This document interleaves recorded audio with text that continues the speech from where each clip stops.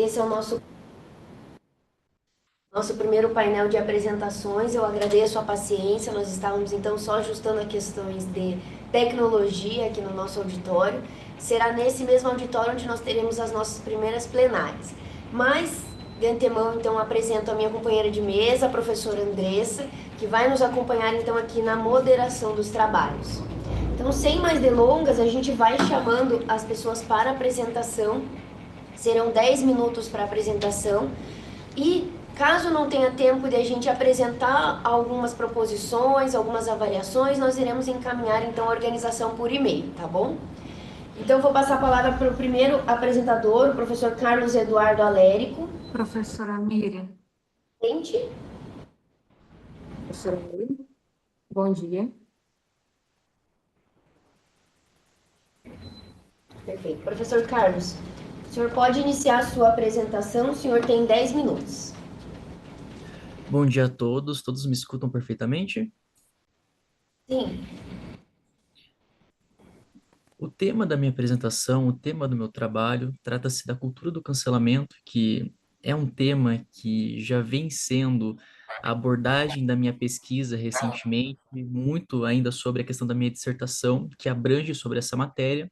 Só que diferente do trabalho que eu apresento no presente congresso, na minha dissertação, eu trato dessa matéria de forma um pouco mais ampla, um pouco mais tipificada no que diz respeito ao cancelamento e à liberdade de expressão. Então, eu ali faço traços, eu linho sentidos, em qual forma o cancelamento ele é aplicado na sociedade contemporânea e como isso acaba ferindo a liberdade de expressão numa interpretação equivocada desse princípio constitucional, tá?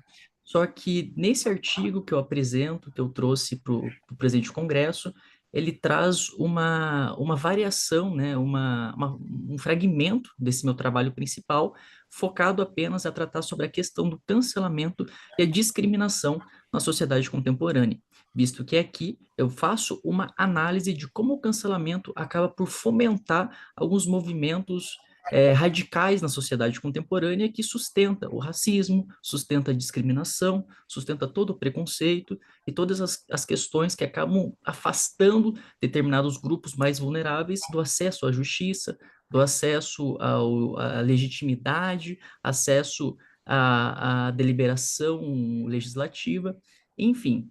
Iniciando falando um pouco mais sobre a questão do meu trabalho, o que é ali o cancelamento, né?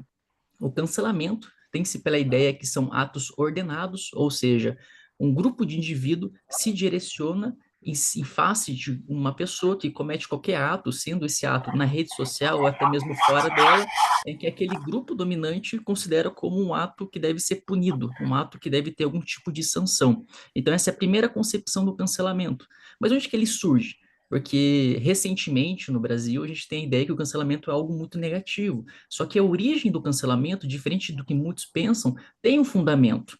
Ele se inicia em 2017, lá nos Estados Unidos, mediante o movimento Me Too, onde diferentes atrizes de Hollywood, elas denunciaram diferentes atos de abusos sexuais que elas vinham sofrendo mediante o Twitter.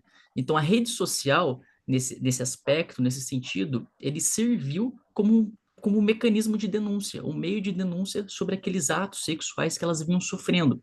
Inclusive, mediante esses atos que ocorreram no Twitter, anos depois, 2020, 2021, muitos produtores de Hollywood acabaram sendo presos por conta disso. E então o cancelamento ele surge mediante essa questão da sexualidade, essa questão dos abusos que essas mulheres vinham sofrendo dentro do âmbito de Hollywood, e de certa forma tem sim uma vantagem social nesse sentido, porque a ideia do cancelamento inicialmente vem de um discurso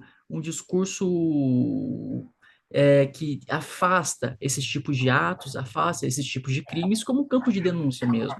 Só que, como a gente bem entende, dentro da rede social, muito motivado pelo cenário político que a gente vive no Brasil, também pela questão da polarização política, a desinformação, agora o novo advento das fake news, esse movimento, ele se deturpa, ele acaba se modificando da sua origem. Enquanto inicialmente ele surge para combater atos ilícitos, agora ele surge com a finalidade de simplesmente promover a discriminação, promover O ódio promoveu o discurso de perseguição em face daquele indivíduo que é diferente. Então, o cancelamento, a sua aplicação atual é muito semelhante com o linchamento. Só que a diferença é que o linchamento, como eu bem trato no meu artigo, ele é um ato direcionado no âmbito material, em que o grupo de pessoas vai até esse indivíduo e pune esse indivíduo, né? E muitas vezes o resultado é a morte. Aqui no cancelamento, o resultado ele é um pouco abrangente. Não se sabe muito bem o que, que vai acontecer com esse indivíduo, o que, que ele realmente ele vai sofrer por conta desse cancelamento, mas, né, isso fica a depender do quanto esse indivíduo consegue conceber todo aquele ataque, todo aquele ódio. E durante o trabalho, eu faço várias ponderações sobre como o cancelamento ele é um mecanismo que, de forma desmedida, aplicado sem nenhum tipo de regulamento, ele acaba por fomentar uma violência desproporcional. E aqui eu faço até uma correlação com o caso que ocorreu com a Fabiane de Jesus, que e lá em 2014, 2013, ela foi acusada injustamente de ter matado, sequestrado algumas crianças, e mediante disso ela foi linchada em via pública por conta ali do pessoal que passava, o pessoal que viu a informação no Facebook na época e acabaram linchando ela. E eu faço um vínculo muito grande com o caso que aconteceu contemporaneamente com a Jéssica Canedo, que da mesma forma, ela foi vinculada com o Whindersson Nunes, que era um influenciador na época, né, que atualmente ele está afastado das suas atividades, mas ele é um grande influenciador dentro do cenário brasileiro, e muito disso do cancelamento que gerou em cima da Jéssica Canedo atualmente foi da relação que ela tinha com esse influenciador, porque como ela não era uma pessoa pública, não era uma pessoa famosa, muitos internautas relacionavam que o fato dela estar se relacionando com o influenciador via de algum interesse, vinha de algum aspecto dela querer se beneficiar da vida financeira do influenciador, dentro daquele argumento de uma mulher oportunista e tudo mais. Então aqui eu faço um vínculo muito próximo, porque ambas, as duas, foram linchadas, só que a diferença é que Fabiane, ela foi linchada fisicamente, já a Jéssica, ela foi linchada no âmbito virtual, e o resultado foi o mesmo. Qual foi o resultado? Jéssica Canedo, em 2022, ela comete suicídio dentro de sua residência. E já a Fabiane, ela foi morta pelos populares. Então, aqui o resultado foi o mesmo, o resultado morte. Então, o linchamento e o cancelamento possuem uma linha muito tênue, muito próxima uma da outra. Então, o cancelamento, ele é algo que tem que sim ser aprofundado, tem que sim ser mais pesquisado, muito, principalmente dentro do âmbito legislativo, no que diz respeito à tipicidade, à aplicação penal, porque, de fato, dentro do âmbito digital tem essa concepção que se pode tudo, que se tem o afastamento da justiça, que é uma terra sem lei, né? Isso, logicamente, vem mudando ao longo dos anos com a aplicação de algumas normas, né? Iniciando com o Marco Civil da Internet, depois com a LGPD. Então, isso vem se alterando conforme o passar dos anos, só que isso ainda é muito fraco, é muito pouco. Tem, né, um entendimento, eu trago isso no meu trabalho, que, infelizmente, o nosso legislativo, a nossa homologação acaba não acompanhando adequadamente a tecnologia. Então, a tecnologia, ela se desenvolve de uma forma muito rápida em relação com o próprio legislativo, né? O legislativo acaba demorando para homologar alguma norma, para definir algum tema, e isso acaba, infelizmente, passando e a sociedade precisa, necessita dessas normas, porque acaba colocando indivíduos em situação de vulnerabilidade em um estágio ainda mais fragilizado nesse sentido. Então, aqui no meu trabalho, eu vou traçar alguns argumentos, pontuando como a nossa sociedade ela é de fato discriminatória, como nós vivemos uma sociedade estruturada pelo racismo, trazendo diversos autores como Quijano, Acotirene, que abordam essa temática do racismo, essa questão da intersexualidade, essa temática da diferença de gênero na sociedade contemporânea e demonstrando como esses indivíduos, de fato, eles acabam por ser mais vulneráveis dentro das redes sociais, visto que as redes sociais atualmente é um retrato da sociedade, é um retrato atualmente da nossa sociedade polarizada. Então, um indivíduo que na sociedade possui essa vulnerabilidade por conta do grupo social que ela faz parte, na rede social o mesmo vai acontecer, porque o cancelamento que anteriormente ele surge como meio de denúncia para debater qualquer crime, qualquer ato ilícito, mesmo que, né, já se abre ali a discussão sobre a questão ali do processo legal, né, e também sobre a questão presunção da inocência, que dentro do cancelamento é totalmente afastado, aqui também se tem a ideia que não é só para aplicar aquele cancelamento sobre o indivíduo que cometeu qualquer ato, é para aplicar o cancelamento sobre qualquer pessoa que é diferente. E muitas vezes essa pessoa diferente, ela é de um grupo vulnerável, ela faz parte de um grupo minoritário na sociedade brasileira. Então eu traço no meu trabalho ali, já indo para a conclusão, eu traço no meu trabalho ali 3 casos. O primeiro deles, esse que eu comentei, da Jéssica Canedo, e outros 2 casos que também acontecem com mulheres dentro das redes sociais em que elas foram canceladas de forma desmedida, onde não tem um motivo exato que justifique o cancelamento. Ou seja, elas não cometem um crime, elas não cometeram nenhum tipo de ato que seja repugnante, elas apenas foram canceladas por ser quem elas são, mulheres, enfim. Então, o objetivo do meu trabalho, resumidamente, é fazer o vínculo, como o cancelamento ele gera, ele fundamenta a promoção desses preconceitos dentro da sociedade brasileira, fazendo uma linha com o objetivo inicial que se houve quando surge o cancelamento lá nos Estados Unidos em 2017, com o que a gente tem atualmente no Brasil contemporâneo. Em tese, em resumo, é isso. Meu artigo, minha pesquisa engloba todos esses temas e eu agradeço pela participação, agradeço a todos que estão vindo e muito obrigado.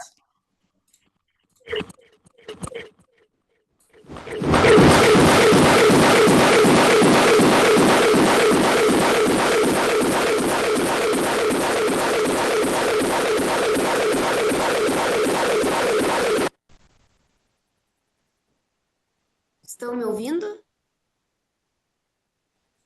Estamos sim. Estão. Deixa que eu deixo aqui. Você ligou o microfone? Ligou o microfone? Eu só desativei o áudio daqui. Tá, E o microfone é esse. Tá.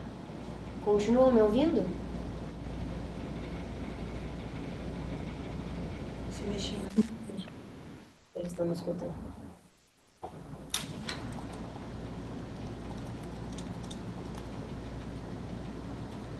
Você consegue me ouvir? Só testando aqui o som. Ah, tá ótimo. Eles estão me Sim. Perfeito, muito obrigada, professor Carlos. Realmente é um trabalho muito interessante, muito impactante e eu achei muito interessante a forma como o senhor fez esse retrospecto de alguns casos que a gente acabou vivenciando na mídia, né, no nosso dia a dia. Eu passo já, então, tivemos uma discussão aí sobre a reorganização da ordem das apresentações, mas devido a ambas as apresentadoras terem uma prioridade em virtude das aulas, sem mais delongas, eu vou passar logo mais, então, para a próxima apresentação, professora Ana Laura Montini Guiareta, Tatiana Cardoso Skeff e Vitor Scheveste Santos para apresentarem o seu trabalho. Lembrando que os autores têm 10 minutos para fazer a apresentação. Muito obrigada. O artigo vai ser escrito em espanhol, o resumo também foi submetido em espanhol. Diante disso, eu gostaria de verificar com os senhores se existe uma preferência pelo idioma. Eu montei a apresentação em espanhol, mas posso fazê-la oralmente em português também. Existe alguma preferência nesse sentido por parte da organização do evento? Veja, Ana, eu sempre valorizo que você apresente na língua que você submeteu o seu trabalho, até para valorizar o trabalho que vocês tiveram. Mas se você quiser, ao final, falar só alguns elementos metodológicos em português para contextualizar o público, pode ficar à vontade, mas esse é o momento para você falar na língua que você submeteu o seu trabalho, tá bom? Perfecto. Muchísimas gracias. Mi nombre es Ana Laura Giareta. Voy a estar representando a mis colegas, la doctora Tatiana y mi colega Víctor, en esta presentación sobre el resumen del artículo intitulado El control absoluto del Ejecutivo y el cierre del espacio democrático en Nicaragua. Un honor estar acá. Muchas gracias por el espacio. Bueno, empezamos con el contexto nicaragüense para que ustedes también puedan comprender un poquito mejor de cómo funciona el contexto en el país de Nicaragua y también cómo se originó el análisis que dio origen a este artículo. Todo empezó en Nicaragua aproximadamente en el año 2018, cuando hubo protestas civiles. Estas protestas civiles pedían que cayera el gobierno de Daniel Ortega. Estas protestas fueron seguidas de una violenta represión gubernamental que conllevó ejecuciones extrajudiciales, miles de detenciones arbitrarias y varias violaciones al debido proceso, y también denuncias de tortura y malos tratos en las cárceles. En este sentido, en Nicaragua, principalmente a partir del 2018, empezó una persecución sistemática.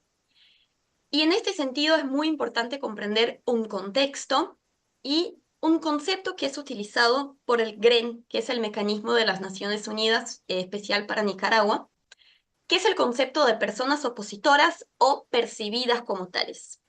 La represión llegó a un punto en Nicaragua en el que no únicamente las personas realmente opositoras son perseguidas, sino que toda la sociedad nicaragüense.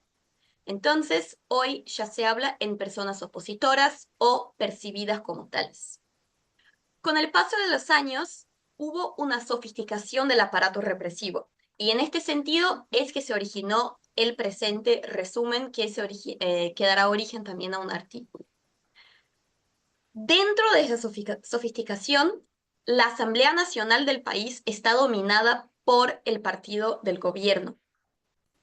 Y con eso se aprobaron varias reformas legislativas, las cuales otorgan poderes prácticamente absolutos al Ejecutivo, con un destaque en nuestro trabajo a la reforma constitucional de febrero de 2025. La problemática propuesta en nuestro artículo es examinar el deterioro del espacio cívico y democrático en Nicaragua y también sus impactos en la democracia. ¿Por qué? Porque hacemos un análisis desde el 2018 hasta el periodo actual, o sea, con base principalmente en los materiales que voy a explicar después, pero hacemos un recorrido principalmente desde el 2018 para mostrar cómo, paso a paso, el Poder Ejecutivo, hoy encabezado por Daniel Ortega y también su esposa Murillo, que ahora también, debido a esta reforma constitucional, son la figura del copresidente y la copresidenta del país, cómo este dominio realmente impactó y destruyó la democracia en Nicaragua. El objetivo de nuestro trabajo es justamente mostrar la naturaleza circular de esta reforma constitucional y las propuestas de ley que fueron permitidas por ella. ¿Y por qué le denominamos naturaleza circular? Bueno, porque la Asamblea estaba y está dominada por el partido del gobierno.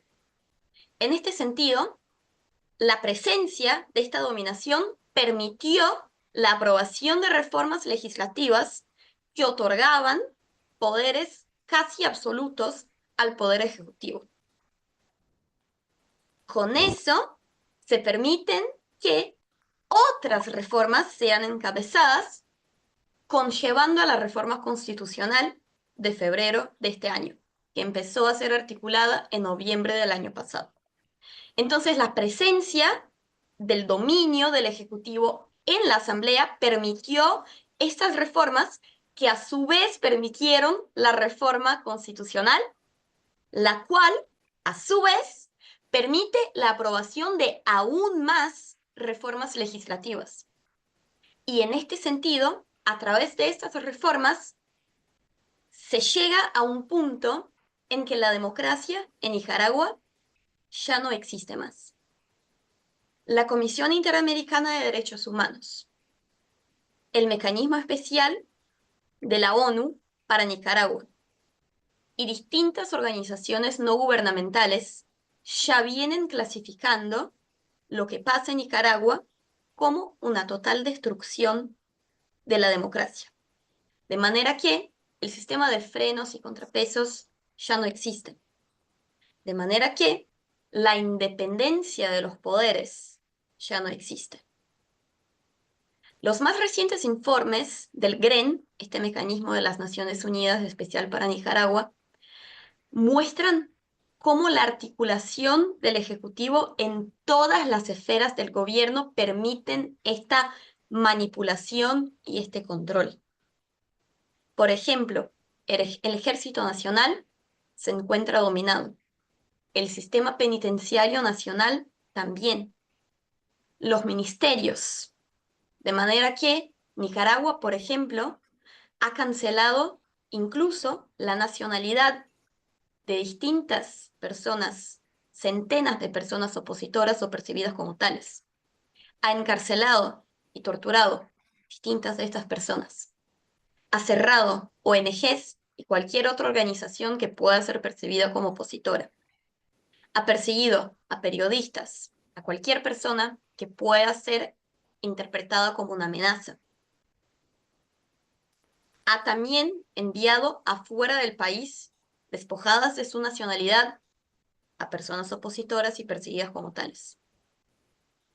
Esta persecución es sistemática y no ocurre únicamente con las personas desterradas, despojadas de su nacionalidad, encarceladas y hostigadas, sino que también afecta a una cantidad muchísimo mayor de personas cuando pensamos que sus familias también son afectadas. Incluso hay distintos registros de familiares de estas personas que reportan hostigamientos, persecuciones, entre otros. La metodología que vamos a utilizar es principalmente la de revisión bibliográfica de informes del GREN, que es este mecanismo especial de las Naciones Unidas para Nicaragua, que incluso tuvo su mandato renovado recientemente. También los informes producidos por la CIDH, que es un órgano autónomo de la OEA, especialmente del MECENI, que es el mecanismo de monitoreo para Nicaragua. También informes de ONG de confianza, como por ejemplo la ODJ, CEGIL, Nicaragua Nunca Más, entre otros. Y para encabezar nuestra doctrina, cuando hablamos de democracia, qué es democracia y cómo funciona el sistema democrático, o por lo menos cómo debería funcionar, nos basamos en la doctrina de Steven Levitsky, principalmente. Claro, con su libro de cómo mueren las democracias, pero también con otros artículos y otras obras que él ha publicado. Fazer uma recapitulação em português, então, sobre a parte metodológica. A gente vai fazer uma revisão bibliográfica, principalmente dos informes do GREN, que é esse mecanismo específico das Nações Unidas, né, do Alto Comissariado. Também dos informes produzidos pela Comissão Interamericana de Direitos Humanos, pelo MESENI, que é esse órgão específico de monitoramento da Nicarágua. Informes também de ONGs, né, conhecidas, e a nossa doutrina, quando a gente fala de democracia, quando a gente fala dos freios e contrapesos, como o sistema democrático funciona ou deveria funcionar, é principalmente do Steven Levitsky. Bueno, y para finalizar entonces, ¿cuáles fueron las principales conclusiones? Es que en Nicaragua hay un patrón de sistemáticas violaciones de derechos humanos.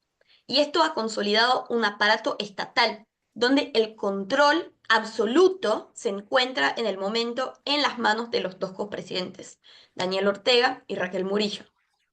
Este sistema cuenta con una influencia directa del Ejecutivo en todas las esferas gubernamentales e instituciones que van desde el Ejército Nacional hasta la Asamblea, el Poder Judicial, y así se busca controlar la ejecución de los actos arbitrarios del Estado, aparte de formalizarlos y también legitimarlos, garantizando la impunidad de la comisión. Entonces, los hallazgos de esta investigación indican que el Estado de Derecho en Nicaragua ha sido prácticamente desmantelado, con un impacto directo en la democracia, según los términos definidos por Levitsky.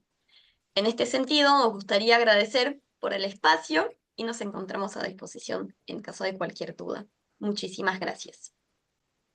Muito obrigada, Ana. Excelente apresentação. Eu não tinha tido um contato ainda com essa temática e realmente a sua apresentação foi muito clara na exposição, mas alarmante também todos esses aspectos que vocês trouxeram nessa pesquisa. Realmente eu estou ansiosa para ler o seu artigo, né? Então vou passar já para a próxima apresentação da Marinela Jerônimo da Silva Quinzeiro e o professor Clarindo Epaminondas de Sá Neto. Podem iniciar a apresentação, relembrando que são 10 minutos e eu aviso sempre no chat faltando 1 minuto. Podem iniciar. Bom dia a todos. É possível visualizar o compartilhamento de tela? Sim. Aham. Certo. Então, eu me chamo Marinela Quinzeiro, sou doutoranda em Direito pelo Programa de Pós-Graduação em Direito da Universidade Federal de Santa Catarina e desenvolvo a minha pesquisa sob a orientação do professor Clorinda Epaminondas de Saleta. E neste momento eu falo, né, representando nós dois. Então, esse artigo que tem adesão, né, com o tema tratado na pesquisa do doutorado. Este artigo se chama Política Pública de Justiça Juvenil Restaurativa em São José de Ribamar, uma análise de sua implementação. Então, nesse momento, o objetivo é analisar a implementação, né, da política pública de justiça juvenil restaurativa no município de São José de Ribamar, que fica no estado do Maranhão. Isso desde o seu ponto inicial até se tornar uma política pública municipal. Isso porque ele segue um roteiro diferente, né, de outros programas de justiça juvenil restaurativa, que geralmente são políticas públicas judiciárias, e nesse caso se trata de uma política pública municipal. Então, trata-se da investigação desse projeto, que é coordenado pelo Núcleo de Justiça Juvenil Restaurativa e é considerado o único programa nesse sentido no estado do Maranhão, segundo um mapeamento realizado pelo Conselho Nacional de Justiça, no documento Mapeamento dos Programas de Justiça Restaurativa, documento esse que foi publicado, né, em 2019, e até o momento foi o último levantamento nesse sentido feito pelo CNJ. O problema de pesquisa gira em torno do fato dessa diferença, né, desse ponto especial dessa política pública, por ser municipal. E a problemática é a seguinte: como se deu a implementação de uma política pública de justiça juvenil restaurativa em São José de Ribamar, e a hipótese que se trabalha é a seguinte, de que essa implementação ela ocorreu por um núcleo gestor diversificado, com recursos públicos, inicialmente gerida por uma fundação privada, que foi a TDH, a TRD Zones Lausanne, e após desafios esses relacionados principalmente com a escassez de recursos, foi integrado como uma política pública municipal.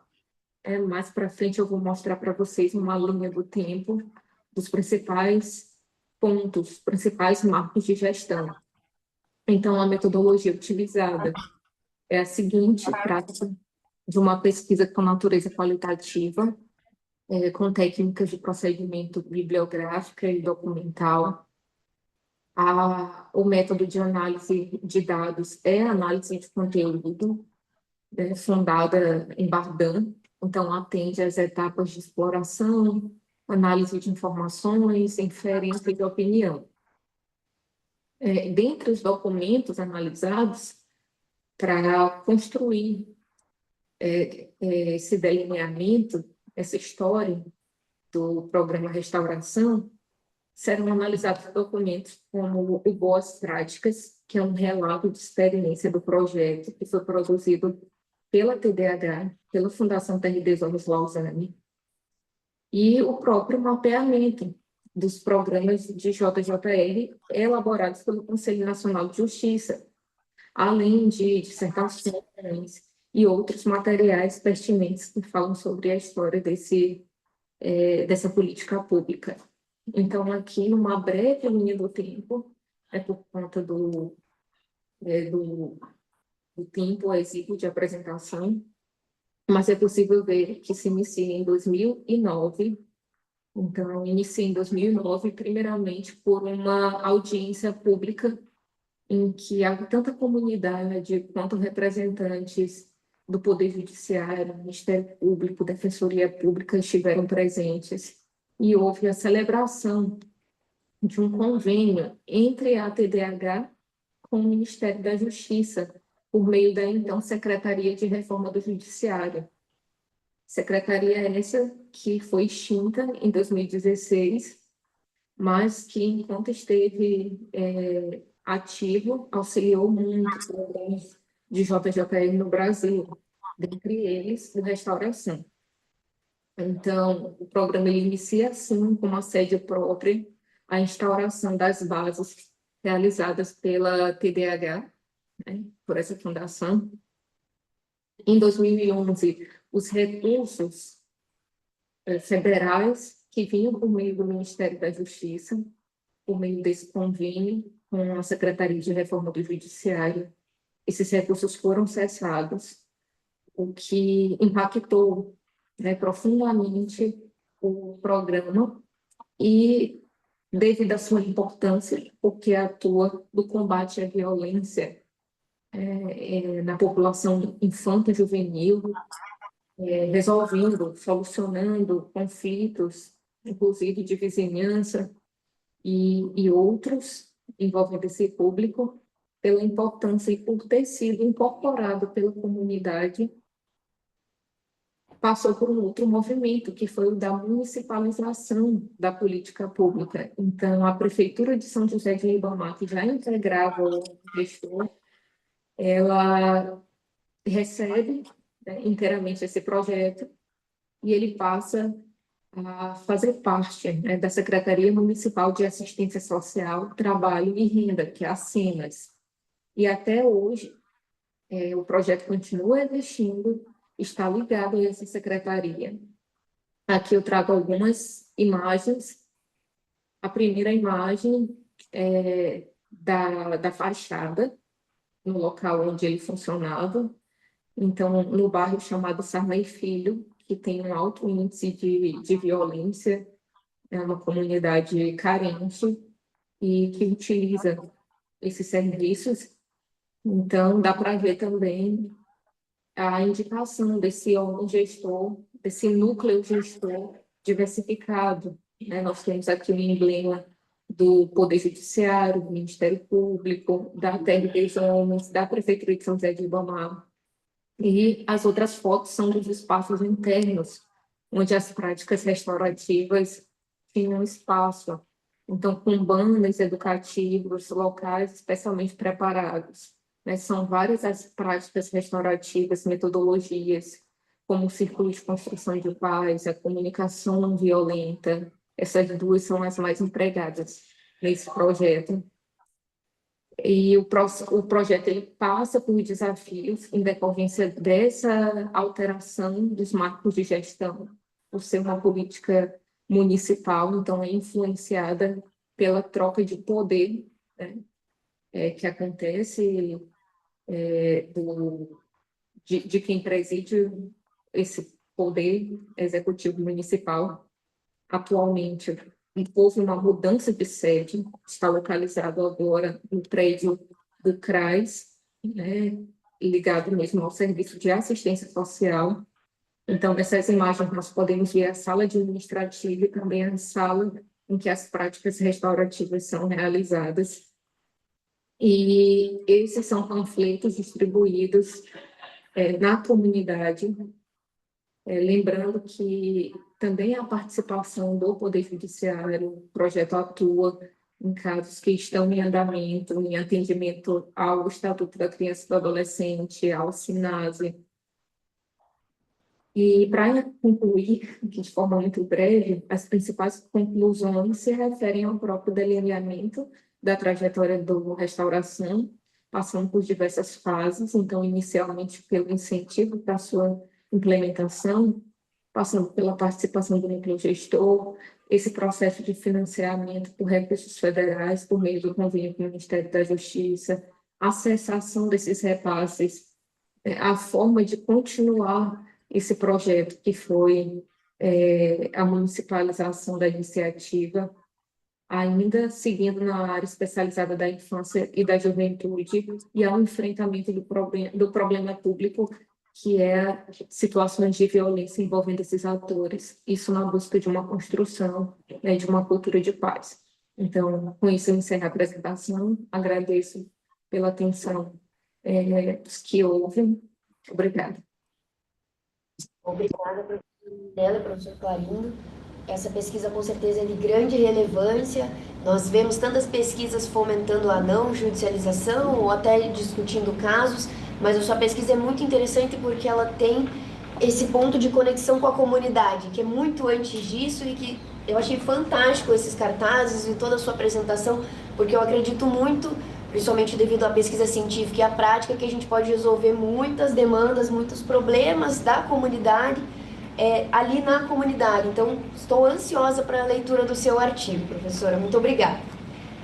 Agora já passo a palavra, então, para a professora Patrícia Anjos Azevedo e Marco Miguel Pereira Rodrigues para apresentarem o seu trabalho. Lembrando que são 10 minutos para a apresentação. Antes de mais, muito obrigada. O meu nome é Patrícia Azevedo, eu sou professora adjunta na Escola Superior de Tecnologia e Gestão do Politécnico do Porto, aqui em Portugal. Eu vou ocupar a totalidade do tempo, o meu coautor não está, portanto eu vou falar pelos dois, às vezes é ao contrário, portanto o mais disponível está a apresentar. Portanto, o nosso artigo é sobre o direito à procura da verdade biológica, os prazos no âmbito das ações de impugnação da paternidade presumida e de investigação da paternidade no ordenamento jurídico português.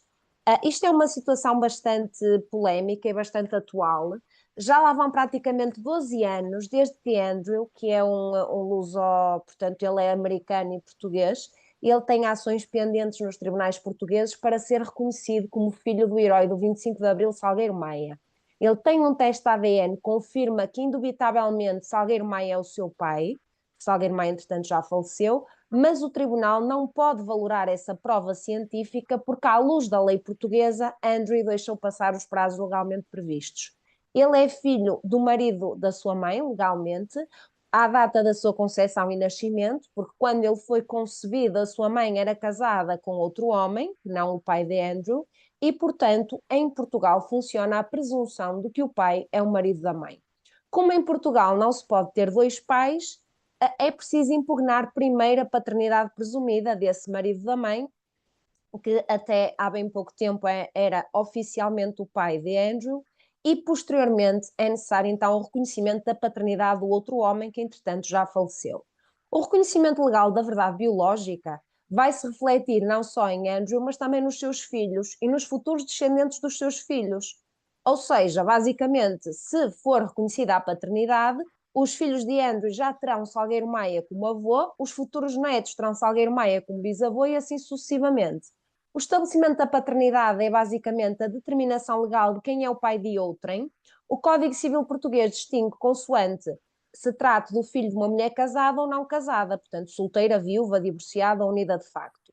Quando uma mulher casada dá à luz um filho, basicamente presume-se que o pai daquela criança é o seu marido. Temos aqui os artigos 1796, número 2 e 1826, número 1 do Código Civil Português. No entanto, se a mulher não for casada, que não era o caso da mãe de Andrew, porque ela era casada, a paternidade estabelece não por presunção, mas sim por reconhecimento, que pode ser voluntário ou judicial. O reconhecimento voluntário em Portugal chama-se prefilhação, e depois temos o reconhecimento judicial, que basicamente surge na sequência de uma ação intentada pelo filho contra o pretenso pai. Mas estes prazos, mas estas ações, melhor dizendo, para se averiguar a paternidade, têm prazos. Então, a regra é que o prazo é de 10 anos após a maioridade do filho, admitindo-se em determinadas situações que a ação possa ser proposta mesmo depois de ultrapassado esse prazo, que será até então aos 28 anos. Para o reconhecimento judicial da paternidade, o pretenso filho deve alegar e provar que o demandado, portanto, aquele contra quem ele intenta a ação, ou a descendência dele, se ele já não for vivo, é o seu pai biológico, ou por exemplo, a viúva, etc., também pode ser intentada a ação contra ele. No caso de Salgueiro Maia, ele tem 2 filhos adotados, mas legalmente são filhos, e tem a viúva. Nos termos do artigo 1826, número 1 do Código Civil, o pai, de facto, é o marido da mãe. Esta presunção é automática.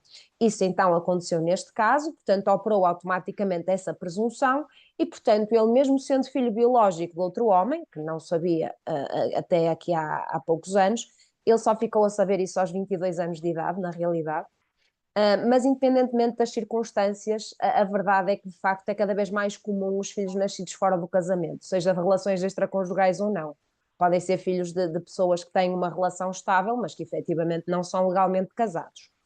Pronto, então, o artigo 1842, número 1 do Código Civil, diz que pode ser impugnada a paternidade pelo marido no prazo de 3 anos contados desde ter conhecimento das circunstâncias de que possa concluir-se a não paternidade, não foi o caso, pela mãe dentro dos 3 anos posteriores ao casamento, não foi o caso, ou pelo filho até 10 anos depois de ter atingido a maioridade ou de ter sido emancipado ou posteriormente dentro de 3 anos a contar da data em que teve conhecimento das circunstâncias de que possa concluir-se não ser filho do marido da mãe.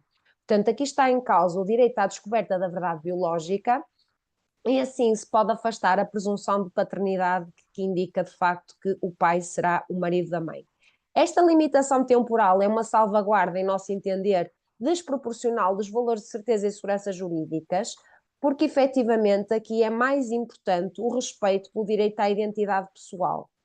A perfilhação, por exemplo, seria impugnável a todo o tempo, portanto, não se compreende a diferença entre a situação dos filhos nascidos na constância do matrimónio e fora dele. Já não é para efeitos sucessórios, também não pode ser para efeitos de impugnação da paternidade. Portanto, entendemos que a verdade biológica é muito importante, deve prevalecer sobre os valores da certeza e da segurança jurídicas, é, portanto, o interesse público digno de tutela que sobreleva aos valores da certeza e segurança jurídica.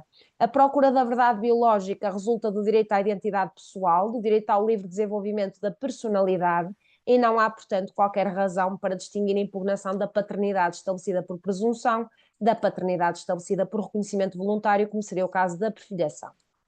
A perfilhação, basicamente, é uma das formas de reconhecimento da paternidade, ela é voluntária, ela pode fazer-se por declaração prestada perante funcionário do registro civil, imaginando aquele que diz que ser pai é namorado da mãe, não tem uma relação civilmente, portanto, legalmente, portanto, estabelecida, mas pronto, é namorado e gosta da mãe da criança e gosta da criança, ou então já nem sequer estão juntos, não importa, mas ele não tem problema nenhum em dizer, ok, eu sou pai da criança, então eu vou registar a criança e vou dizer que eu sou o pai. Então o registro simplesmente pode ser feito por testamento, também pode ser feita a perfilhação, por escritura pública ou por termo lavrado em juízo.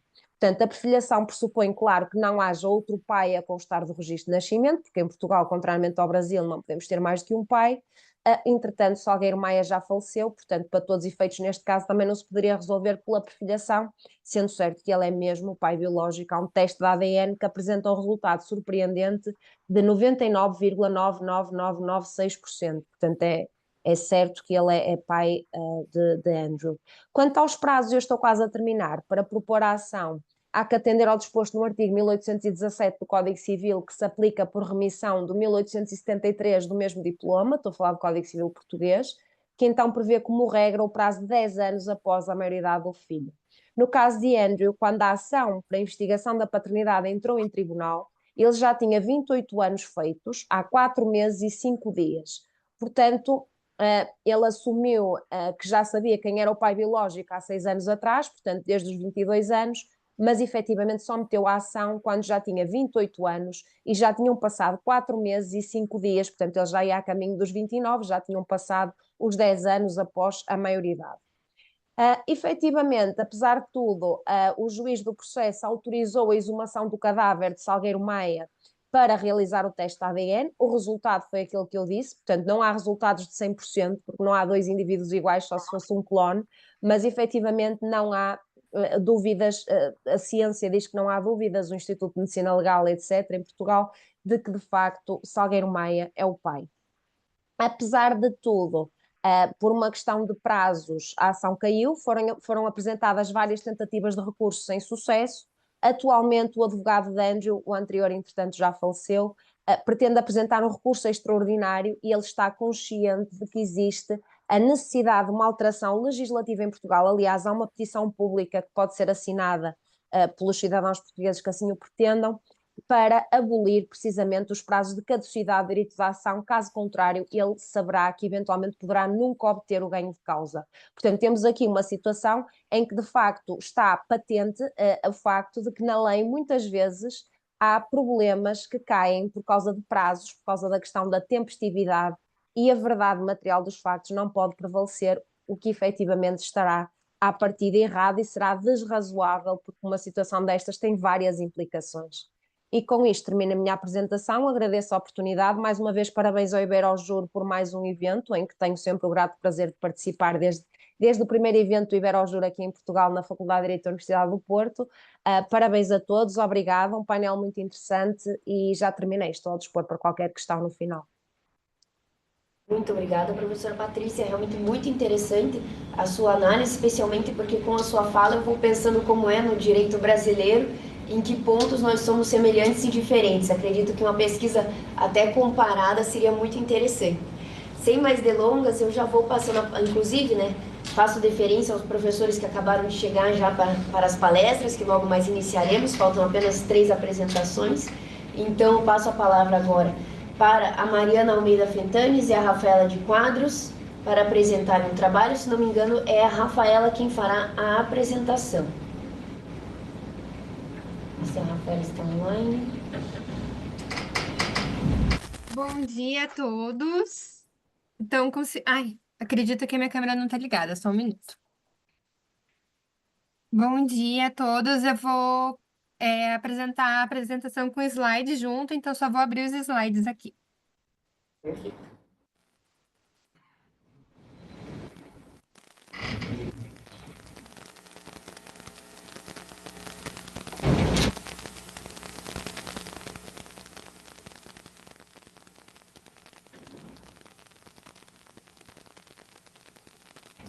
Só um minutinho. Eu tenho que ir no compartilhar tela, né? Só que eu não tô localizando. Colocando embaixo do share.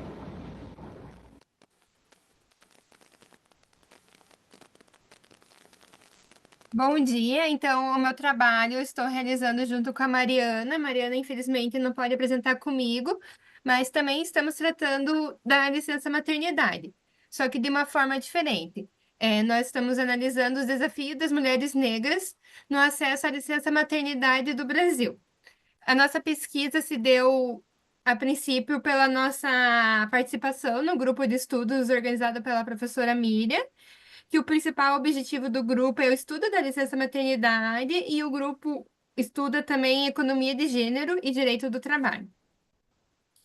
A nossa pesquisa fala sobre a interseccionalidade e a desigualdade no acesso à licença maternidade. Por que estudamos a interseccionalidade? Porque dentro da nossa pesquisa olhamos para gênero, classe e raça. Aí, como que começamos a nossa pesquisa? Primeiro, a gente tem que entender como a gente está falando do território nacional. Nós temos a licença maternidade e a estabilidade também. Nós fizemos essa diferenciação, porque no nosso trabalho a gente vai focar excepcionalmente na licença maternidade, que é aquele período que a mãe tem logo após de conceber o filho ou logo após a adoção.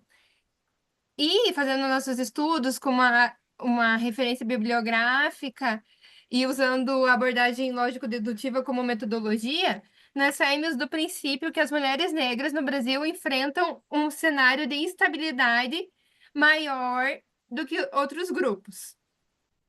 E isso muitas vezes dificulta a elas esse direito à licença maternidade. Aí, além da informalidade, também temos a questão como o preconceito, como a precarização do trabalho, como a maternidade solo, que também são realidades que afetam essa parte da população. E daí, para a nossa pesquisa, o que nós buscamos? Nós buscamos que seja feita uma proposta de trazer mais acesso a esse benefício para essa parcela da população. E quais medidas seriam mais efetivas para isso? Ainda não terminamos a pesquisa, né? Só fizemos o resumo, o artigo está em conclusão, mas a nossa proposta é realizar uma avaliação crítica das políticas públicas existentes, como a existência de creches e auxílios, se eles realmente estão sendo efetivados ou não. Também uma proposta de flexibilização ao critério de licença, que pode abordar também o trabalho informal, o reconhecimento da informalidade, o apoio e direito para as mães e um caminho para uma sociedade mais justa e igualitária também nos meios educacionais. E também a minha apresentação foi rápida, mas deixo aberto esse espaço para discussão e sugestões de todos. Parabéns, Rafaela e Mariana. Esse tema é muito interessante. A apresentação de vocês ficou visualmente muito bonita. Inclusive, até eu notei aqui um ponto para a gente discutir posteriormente. Mas eu achei bem interessante a proposta sobre o reconhecimento da informalidade. Esse é um ponto bem interessante, considerando que no Brasil a gente precisa ter um tempo mínimo de vínculo, né, ao INSS. Então, é uma proposta bem interessante a que vocês trouxeram. Eu agradeço a apresentação e estamos ansiosos para o artigo de vocês. Muito obrigada. Deixa eu cancelar aqui a apresentação. André Wilker Costa, para apresentar o seu trabalho. Deixa eu verificar se o André está aqui. Perfeito, André. O senhor tem 10 minutos para apresentação. Bom dia a todos. Me ouvem? Bom, peço licença para apresentar meu trabalho, né? E desde já agradecendo pela oportunidade, pela deferência. Meu nome é André Wilker Costa, sou mestrando em Direitos Coletivos e Cidadania pela Universidade de Ribeirão Preto, na ERP, na linha de pesquisa Proteção e Tutela dos Direitos Coletivos, né? Hoje eu estou apresentando esse recorte da minha dissertação de mestrado, que ainda está em fase final de elaboração, mas se refere ao acesso racional à justiça, né? Tratamento adequado dos conflitos repetitivos potencialmente legítimos maculados pela litigância predatória. Aqui eu faço uma breve apresentação em relação ao direito constitucional de acesso à justiça, né, que é um postulado constitucional, artigo 5º, inciso 35 da Constituição Federal, direito fundamental básico, foi consolidado nos estados constitucionais de direito, sobretudo as sociedades ocidentais, né, cujo principal marco de estudos foi o Projeto Florença, lá nos idos de 1970, coordenado pelos professores Mauro Capelletti e Brian Gart, né? Nessa pesquisa realizada pelos professores lá na década de 70, foram identificados os principais obstáculos que dificultavam a concretização do efetivo acesso à justiça, bem como as políticas públicas que já haviam sido desenvolvidas naqueles países pesquisados. Quais políticas públicas deram certo, quais políticas públicas tiveram algum tipo de problema. E a partir daí, como se sabe, os professores Capelletti e Gart identificaram aí quais seriam as ondas renovatórias de acesso à justiça, né? Primeira onda renovatória, que compreendia a ampliação dos mecanismos de acesso à justiça aos mais pobres, aos mais vulneráveis, né? Algumas das várias medidas adotadas que foram pesquisadas, cada qual com suas especificações, vicissitudes, dificuldades, enfim. A segunda onda, que se refere à busca de soluções para a defesa dos direitos difusos, principalmente aqueles em que o demandismo individual não se revelava favorável, né? Adequado, até porque certamente esses direitos meta-individuais eles pertenciam não a um indivíduo, mas a uma comunidade, de modo que a representação adequada para a defesa desses direitos seria o melhor caminho.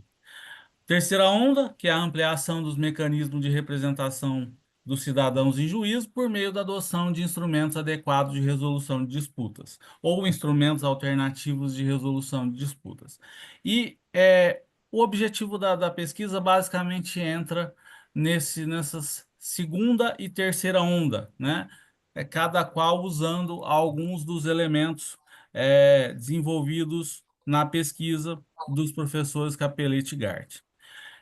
O acesso à justiça foi consolidado a partir da consagração do constitucionalismo social, políticas de bem-estar social, principalmente após a Segunda Guerra Mundial, né, na segunda metade do século XX, né. Muitos conhecem como estados de bem-estar social, né, onde se reconhece aí uma série de direitos materiais que foram consolidados no período. O professor Boaventura de Souza Santos tem uma definição muito interessante que ele chama de Estado-providência, né? O Estado-providência que foi construído, cujas bases foram construídas também a partir da segunda metade do século XX, como uma etapa do capitalismo moderno.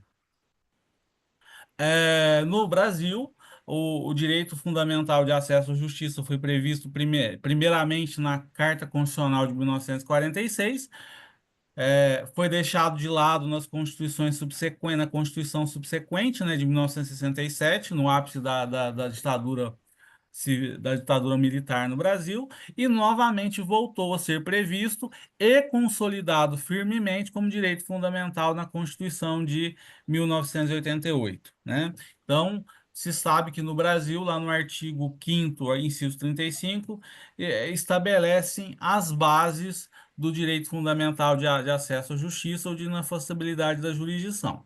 Seria o direito de acesso à justiça um direito universal, ou ele deve ser contabilidade com os limites político-econômicos do Estado, até porque o Estado não daria conta de dar vazão a tantas postulações na jurisdição estatal, né? O Estado tomou para si a função de resolver os conflitos a fim de buscar a pacificação social, né?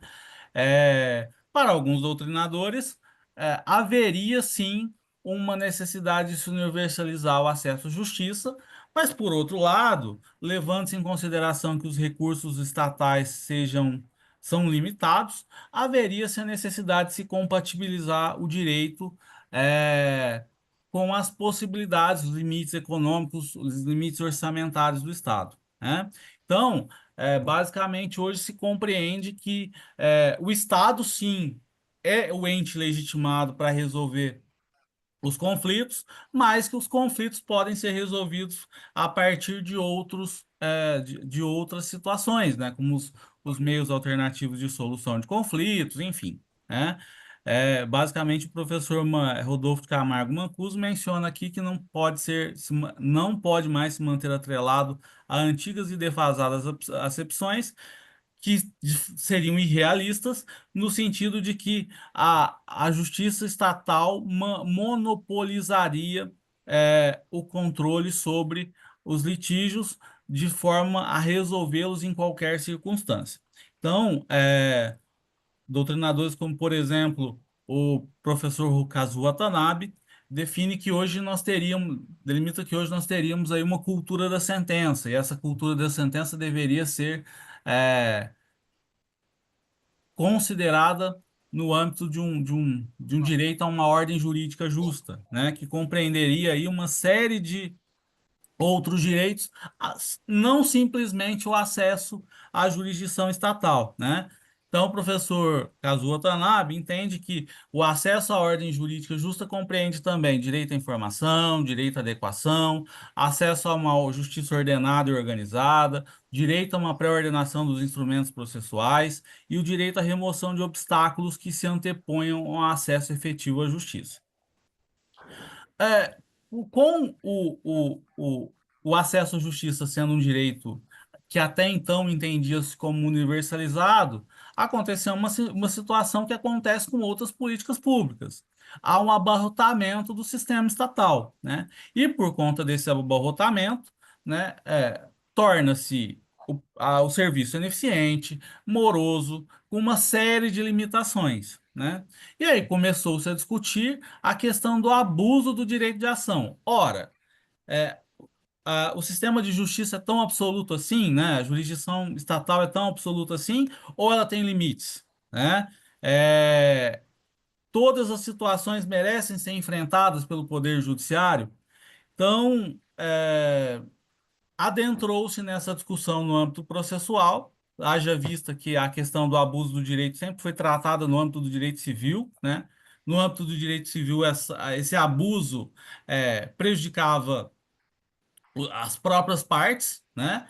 Não só que no âmbito do processo civil envolve também o Estado, envolve terceiros, é uma situação que causaria aí uma certa problemática para todos, né? Inclusive o Estado. Nesse sentido, nós temos aí a problemática da litigância abusiva, que reflete o abuso do direito de ação, né? Sejando outras espécies entendidas como desvios ou manifestos excessos dos limites impostos pela finalidade de acesso ao poder judiciário, nas quais temos várias condutas, né? Ajuizamento massivo de ações sem fundamento jurídico consistente, proposição de demandas sem lastro, proposição de demandas temerárias, procrastinatórias, fraudulentas, desnecessariamente fracionadas. Preocupado com essa situação, o Poder Judiciário vem construindo uma jurisprudência no sentido de combater essa litigiosidade abusiva, o que culminou no tema repetitivo número 1198 do STJ, né, que versa sobre a litigância abusiva, né? Foi submetido uma questão a julgamento e, a partir daí, foi aprovada a tese de que, em sendo constatados indícios de litigância abusiva, pode-se exigir de modo fundamentado que a parte emende a inicial. Caso não haja emenda à inicial, essa ação pode ser extinta, o juiz, a partir do poder geral de cautela, pode proibir o ajuizamento dessas ações abusivas. Já caminhando para o fim, eu gostaria de tratar sobre a necessidade de tratamento adequado. Pensemos numa situação em que estamos diante de uma atuação predatória por parte de um advogado, mas cujo direito material invocado seja potencialmente legítimo. Essa ação simplesmente vai ser extinta? Não seria necessário oferecer um tratamento adequado?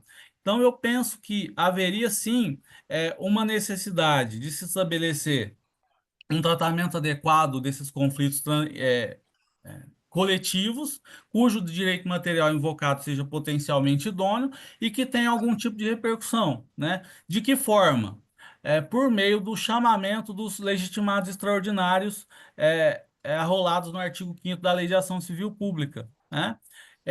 Para quê? Para que sejam protegidos os litigantes ocasionais, sobretudo os mais vulneráveis, evitando que os litigantes habituais, grandes empresas, grupos econômicos, se beneficiem do intitulado dano eficiente, com possível aproveitamento dos atos processuais já praticados e, inclusive, não se excluindo a possibilidade de punições àquelas pessoas que, de fato, tiveram participação nessa prática abusiva. O mais importante aqui é reconhecer o direito a pessoas vulneráveis que, embora tenham acessado a justiça de uma forma legítima, ilegítima, ainda assim esse direito, esse conflito possa ser adequadamente tratado.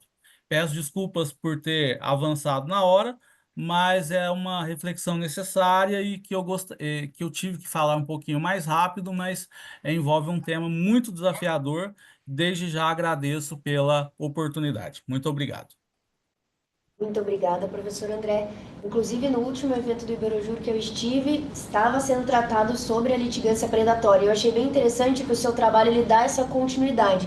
Ele traz uma proposta para essas demandas, porque o meu grande receio era justamente acabarem com essas demandas e o direito material não ser efetivamente reconhecido. Então, achei bem relevante o senhor avançar nessa proposta. Estou ansiosa para ler o seu artigo, professor. Vou passar então para o nosso último trabalho, professora Maria Rosária de Simone. Professora Maria está presente? Hola. Hola. Pode iniciar sua apresentação, a senhora tem 10 minutos. Sí, quería presentar la función compartida. A ver. Compartir.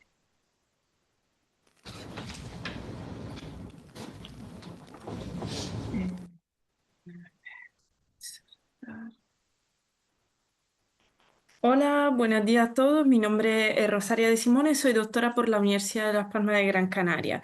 Hoy le voy a presentar el tema de la maternidad subrogada en Italia y en España, un análisis comparativo. Empezamos por la definición de lo que es maternidad subrogada, o mejor dicho, gestación por subrogación. Se trata de un acuerdo de voluntades mediante el cual una mujer gestante acepta portar en su vientre un hijo por encargo de otra persona o pareja, con el compromiso de entregar el recién nacido tras el parto y renunciar a cualquier filiación que pueda corresponderle. La clasificación de la gestación subrogada se puede clasificar en base al tipo de acuerdo, que puede ser altruista sin compensación económica, solo se cubren los gastos médicos relacionados, y el comercial, que incluye pago adicional a la gestante. Em, También hay una clasificación por la procedencia de los gametos, completa según la madre gestante no aporta óvulo o el embrión es formado con gametos de los padres intencionales o donante anónimo, o parcial cuando la gestante aporta su óvulo. Pasamos ahora al análisis directo de la regulación de la gestación subrogada en Italia. La primera ley que regula esta figura es la ley número 40 del 2004, en su artículo 12, al apartado sexto, ley sobre la reproducción humana asistida en Italia, contiene una prohibición explícita de la gestación subrogada.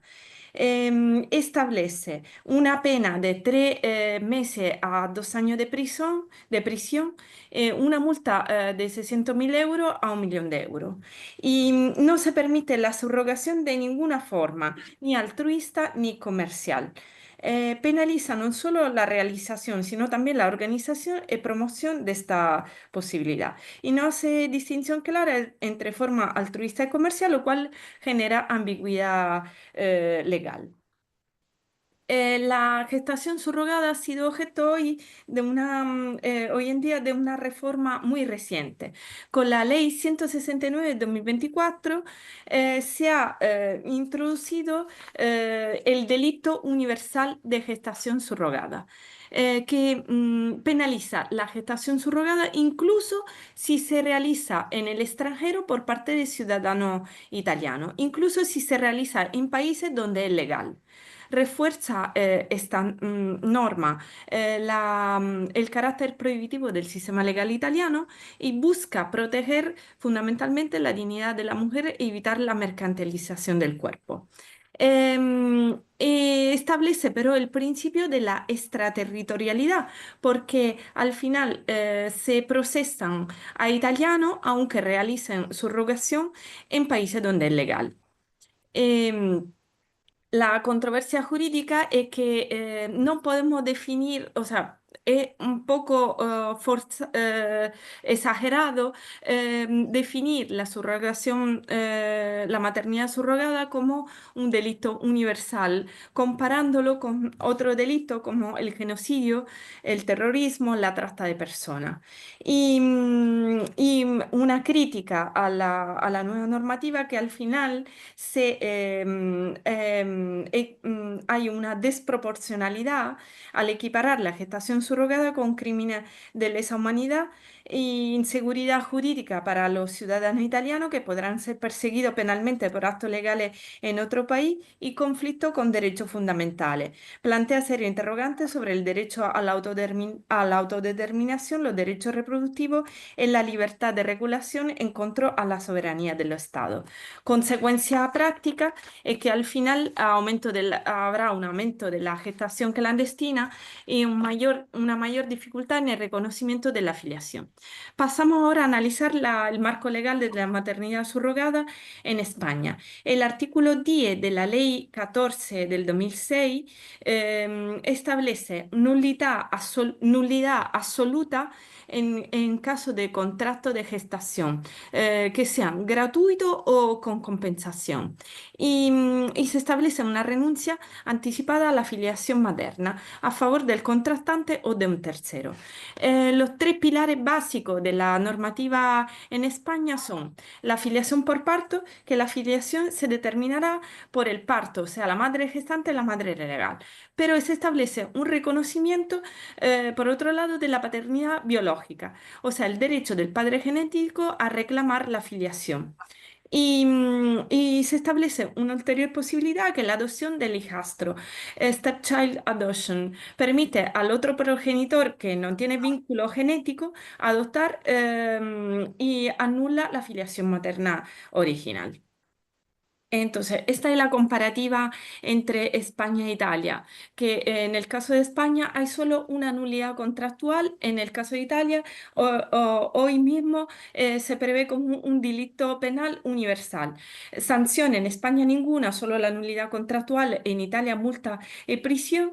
En España hay la vía de la adopción y la afiliación por paternidad biológica, en Italia casi hay un bloqueo total y en España lo que prevalece es la protección del interés del menor y en Italia hacia la protección de la gestante. Muy importante llamar en causa aquí, recordar una sentencia del Tribunal Supremo Español del 31 de marzo del 2022. Esta importante resolución abordó el controvertido tema del reconocimiento de la filiación en caso de maternidad subrogada internacional, estableciendo una serie de criterios. Reafirmó la nulidad absoluta de los contratos de gestación por sustitución. Considera que vulneran los principios esenciales de la dignidad humana y denegó la inscripción inmediata, automática del nacimiento por subrogación en el extranjero. Estableció la necesidad de un examen caso por caso. Dice que el interés del menor sí es importante, prioriza la protección del niño, pero no lo considera razón suficiente para validar la práctica prohibida. Al pronunciarse sobre el asunto, al final el Tribunal Supremo estableció el principio de no automaticidad en la transcripción del certificado de nacimiento emitido por un país extranjero, pero considera que cada caso se tiene que analizar detenidamente. El Tribunal Europeo de los Derechos Humanos establece una serie de principios fundamentales. No considera que la negativa a escribir nacimiento por subrogación vulnere por sí los derechos del menor. Exige que los niños tengan un estado jurídico claro en su país de residencia y acepta que España garantice ese estatus mediante el reconocimiento de la paternidad biológica, proceso de adopción y la figura de la posesión del Estado, un reconocimiento social prolongado. Al final, las conclusiones han sido las siguientes en ese análisis comparativo, que hay unos vacíos legales, o sea, la normativa nacional presentada resulta fragmentada. Hay una prohibición total contra la regulación de la filiación en España. Se detecta una inseguridad jurídica tanto para la familia como para los niños y una serie de contradicciones. En España, nulidad contractual, pero se abren vía para el reconocimiento de la filiación. En Italia hay una prohibición penal absoluta. Al final, la conclusión, según la tendencia del Tribunal Europeo de los Derechos Humanos, es que el principio clave tiene que ser que el interés superior del menor tiene que prevalecer sobre la prohibición genérica, analizando caso por caso. Muchas gracias por su atención. Graças, professora Maria. Muito interessante o seu trabalho, e especialmente a comparação e a grande diferença entre a Espanha e a Itália, que trazem inclusive tratamentos de matérias diferentes, né? Uma dentro do âmbito do direito civil e a outra do direito penal. Agradeço imensamente a sua apresentação e também aguardo o seu artigo para fazer a leitura. Então, eu encerro oficialmente o nosso primeiro painel dos comunicados e os resumos apresentados agora no painel 1.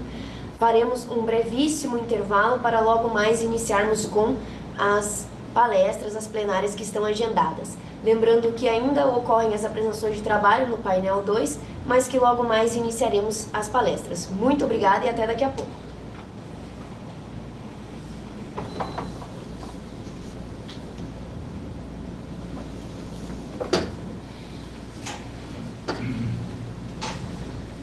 Só por um minuto aí.